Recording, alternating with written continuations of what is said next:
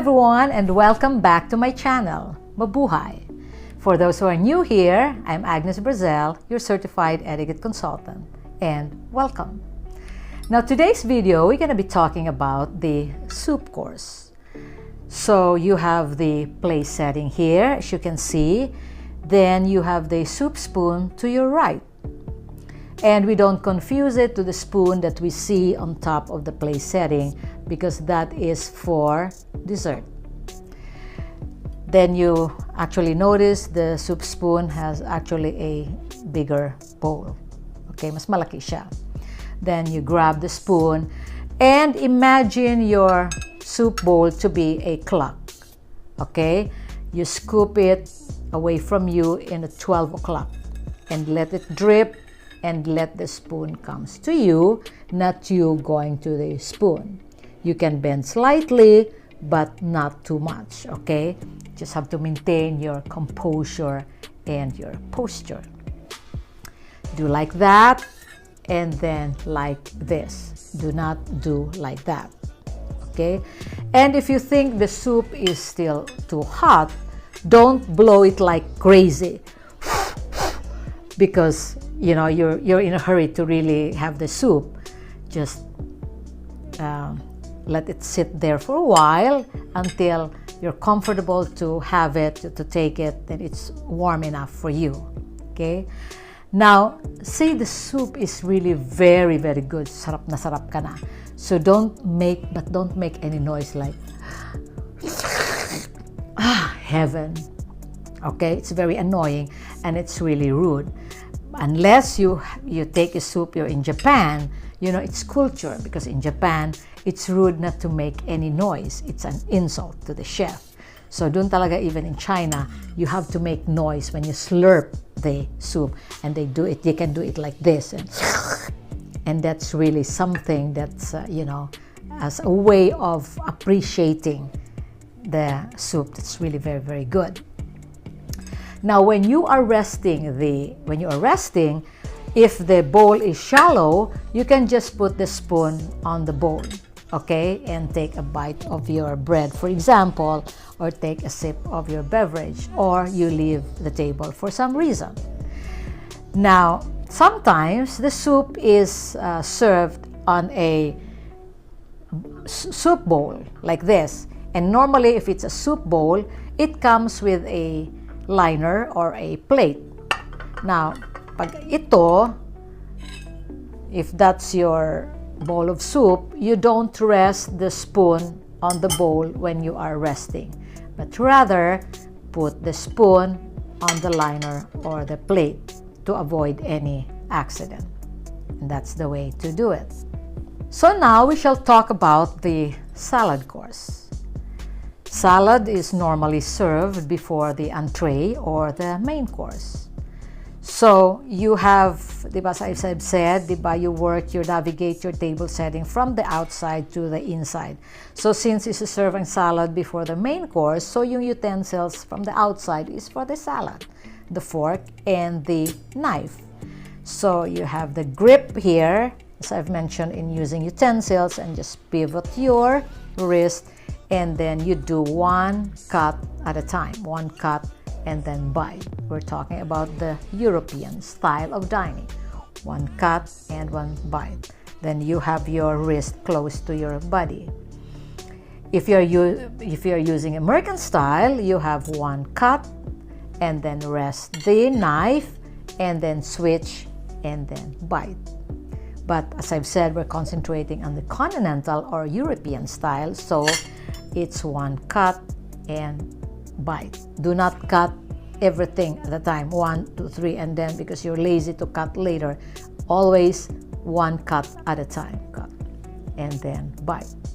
Now, if you are resting, do it like that in the resting position because you want to take a drink of your beverage or a bite of your bread. So that's telling the waiter or your wait staff to not to clear it away because you're still working on your salad. So then you resume eating, and then you can still do this while you're talking Oh yeah, yeah, sure. So what's your favorite movie? Okay, so that's it. And then, or you can do like that when you take a rest, like leave the table or take a beverage. Now, when you're done, you do on a 10-20 position, just like that. However, also when you eat salad, you don't really have to use the knife, like if the salad is properly cut, for example, and then you don't really need the knife, you can just leave the knife there and just use the fork. You can even use the fork for slicing maybe a cucumber. It's okay, then do it. But don't forget the knife. For example, if you're done, take the knife also to put it on a finished position, just like that, telling the waiter that he can clear it away, and you're done with the salad. Now let's talk about the silverware. The silverware is just like the utensils. They're also arranged in the order that they will be used. Now, the glass nearest to your plate is your wine glass, presuming that that's what you're going to have during the course of the meal. And then next to that is the water goblet, and then the champagne flute. Granting there's champagne later. Champagne goes with dessert.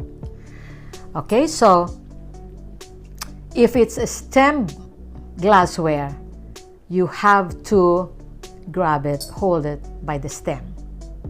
Okay, wine connoisseurs will tell you that you have to hold it by the stem, not on the bowl, because the temperature of your hand will alter or change the temperature of the wine. And this is very, very important for the wine experts.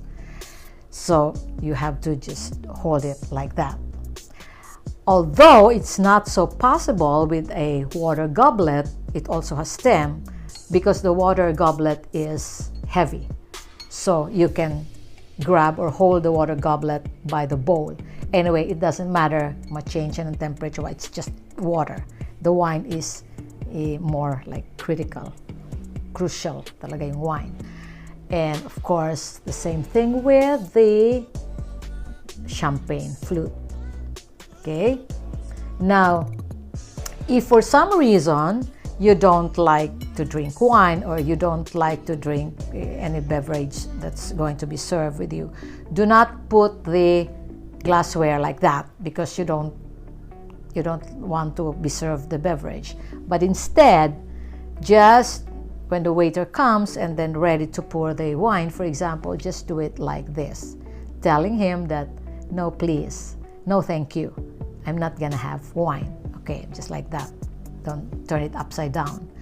And do not also use the glassware when you want to get attention of somebody like that. That's not the way to do it. Okay, never ever do that to your glassware. Okay, so that's all for this video. We've discussed the soup course, the salad course, and the glassware. And for my next video, we're gonna have the bread and other condiment, the finger bowl, and the dessert.